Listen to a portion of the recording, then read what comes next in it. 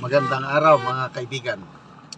Pag-usapan natin itong kumakalat na balita na allegedly imbitado si PRRD VP Sara sa inaugurasyon ni President Trump sa US sa January 20. Mahirap na itong kumakalat na mga fake news. Baka mabiktima tayo sa fake news. Klaruhin natin ha. Walang kasiguruhan, unverified report ang basihan ng ibang vloggers na nagsasabi na invited si VP Sara at PRRD. Yung statement ni Attorney Trixie Angeles, hindi naman sigurado yun. Kaya wag tayong umasa kasi mahirap yung fake news. Okay, iparinig ko sa iyo ang paliwanag ni Attorney Trixie at mamaya magbigay ako ng aking reaksyon tungkol nito. Insider. Sabi ko, I heard the same thing from a DFA insider. Invited nga daw si BP Inday at saka si PRD. And it was Malacanang that confirmed that walang invitation si PBBM. So let's make that clear, okay? Ulitin ko. An insider from the DFA informed me that there is an invitation for PRD and for BP Inday. As to birth, para maliwanag na wala tayong personal knowledge and there is no term na confirm. Hindi natin kino-confirm yan. If the word confirmed was mentioned, hindi confirm na ang US government o yung ni President Trump administration nag-imbita, hindi confirm. Sinasabi lang ni Attorney Trixie is meron siyang insider sa DFA na allegedly imbitado si VP Sara and PRRD but not confirmed. So wag tayong umasa.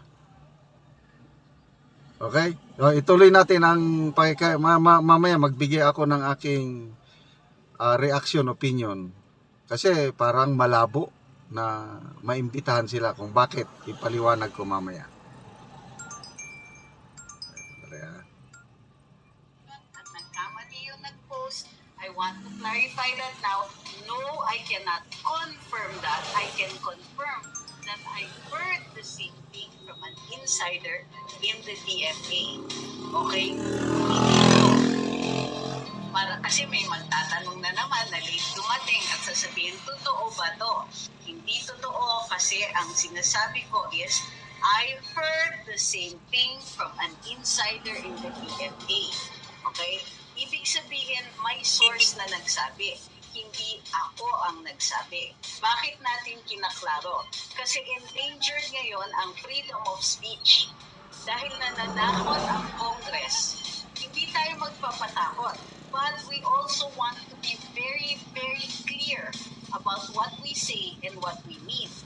Pagka mayroong kayong gagamitin na quote at hindi kayo sure, you can always ask. Because ang pattern, ang design ng Luminous Live is question and answer. So, pwede kayong magtanong. So, you can actually say, ma'am, confirmed ba yan? Sasabihin natin na confirmed na sinabi ito ng DFA insider. Okay? Kasi di-imbitado sa ilalim. So, ito yung nakikita ko madalas. Sabi ni Alan Dave, tinanggal niya ang mga Duterte sa NSC kasi di-imbitado sa inauguration ni President Trump. So, klaro na. Unconfirmed yung imbitasyon kay VP Sara at PRRD. Ang konfirmado, ang Pangulong Marcos Jr. ay hindi imbitado. Confirmed yun. Okay. So, ano yung likelihood na maimbita si PRRD at VP Sara sa inaugurasyon? Kung ako yung tatanungin, malabo. Kasi ang nakasanayan ng US government since 1834, if I'm not mistaken, wala ang tradisyon ng mga US presidents, pag inaugurasyon, hindi sila nag-i-invite. Ito lang si President Trump, dahil kakaiba ang kanyang estilo. Ang konfirmado na na-invite is Chinese President Xi Jinping. Yung nabasa ko, Prime Minister ng Hungary, yung head of state ng Argentina, meron mangilan-ilan, pinipili lang yung iniimbita. So tatlo pa lang yung nabasa ko na invited. Kaya si PRRD hindi na siya head of state ngayon. Kaya malabo, kahit sabi nating matalik o bilib na bilib si President Trump kay PRRD dahil sa kanyang war on drugs, hindi yun ang dahilan para i-invite siya, kasi hindi siya head of state. Okay? Si VP Sara, vice president lang siya, hindi nga inimbita ang presidente. How much more ang vice president? Bakit mo iimbitan pa yung vice president? Kung magkatotoo man, although sinasabi ko malabo, kung magkatotoo na inimbitahan ni President Trump si VP Sara, si PRRD, malaking sambal sa administrasyon. Kailang malabo, suntok sa buwan na magkatotoo yung inimbitahan sila. Kaya wag na tayong umasa. Okay? Pasalamat na lang tayo at nanalo si President Trump dahil mas ligtas ang mundo natin ngayon with the Trump's presidency. So, mas tatahimik na yung threat ng kaguluhan sa mundo. Medyo kumalma na. Lalo na yung pag-invite kay President Xi. Indication yun na gusto ni President Trump na magkaibigan ng China at kung hindi man sila magkasundo sa trade or okay lang yan, basta sa yung violence, yung armas to armas, maiwasan. Okay, klaro na, unconfirmed. Okay, gusto kong i-share sa inyo mga kaibigan yung pagtulong natin sa Talaandig tribe. Binidyohan ko yung mga tanim nila ng lakatan. The other day, nako, ang bilis tumubo. So salamat sa inyong panonood sa ating vlogs, lalo na yung hindi nag-skip ng ads. Nakakatulong kayo indirectly sa tribo na ito kasi yung income natin sa ating vlog is itinutulong sa Talaandig tribe. Panoorin nyo ang video na ito.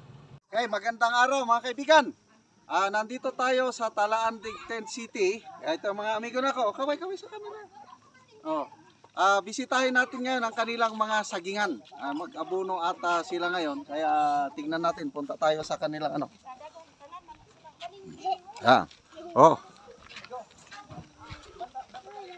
Yan po, napakagwapong lugar. Hey, mayat masalam.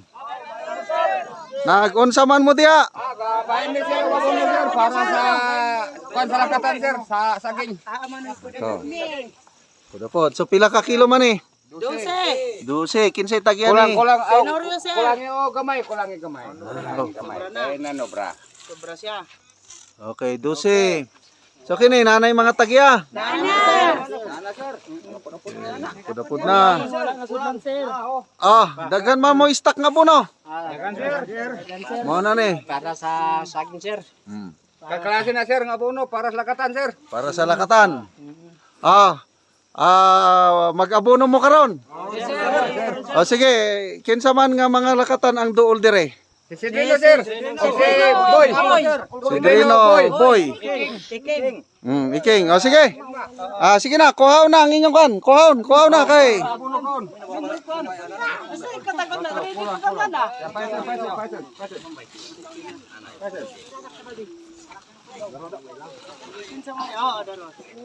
Sige, video mo na sila. Sige na. Kadtong tagalagyo, mag-abuno na mo, di na ko makadto kay lagyo man. Ang mga doon lang ang akong videoan. Sige lang, sige lang. Naraman din yan ni Vincent.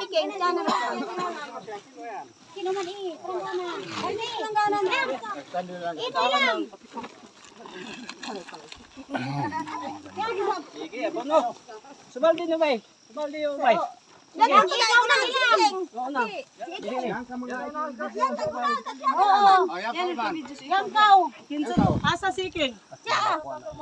Manay.